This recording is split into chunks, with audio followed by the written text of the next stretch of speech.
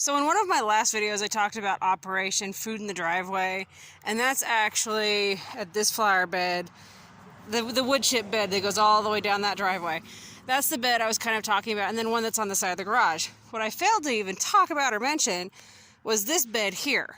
This one I have been playing with for 6 years. It was originally just nothing. It was just a spot where it was bare dirt. I'm pretty sure tons of Roundup was put in here just because nothing grew. So for the first 2 years, I just added loads and loads and loads of goat manure. And as you can see, it's growing.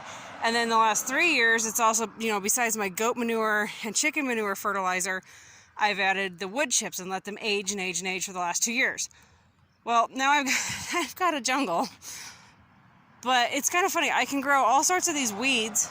This is a patch of sunflowers I've slowly been getting acclimated and reseeding over the last few years. But I really, really, really would love it if I could grow corn in here with some sunflowers and possibly some okra. So there's 3 types of things that are tall. Add some beans to them so that they're being used. The beans will help feed the soil if I do a chop and drop. And then I would love to be able to grow some pumpkins and like some zucchini squash in here. So some vining as well as some bush ones. A couple years ago, or maybe it was 3 years ago, I had a gorgeous thing going. Well, maybe not gorgeous. It was rough, but it was working, darn it. I had corn, beans, sunflowers, and squash, and some cucumbers, and a couple watermelon that Henry snuck up here.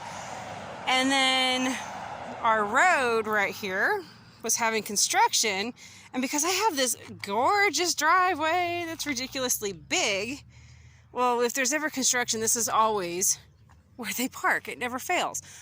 But they couldn't just, this is, like I said yesterday too, if you guys ever make a flower bed, people can't stay in your driveway, right? Or your sidewalk. They have to walk in your darn flower beds.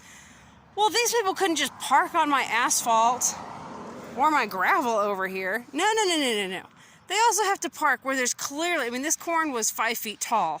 My sunflowers were 5, 6, 7 feet tall. The squash plants were clearly squash plants. You could see the squash and the melons and the pumpkins. And they parked a really large rig in here, decimating like 2/3 of this thing. So I was heartbroken that year. Last year, it just, I don't know, I'm trying to amend it. It just has always grown so poorly. But clearly, it must not be too bad, because this year, holy moly.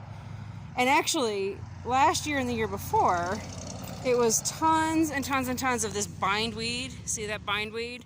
But now, even though I have the bindweed, I've also got a lot more dandelions, milkweed, and grass growing. Now here's a zone right here that's still clearly poor. The soil, I've got to fix this, having nothing's growing. Or maybe that's a good thing, I don't know. But I do let the milkweeds grow. I drive certain people absolutely crazy with my milkweeds, but the bees love it, and the butterflies love it. So, sorry guys, I grow milkweed.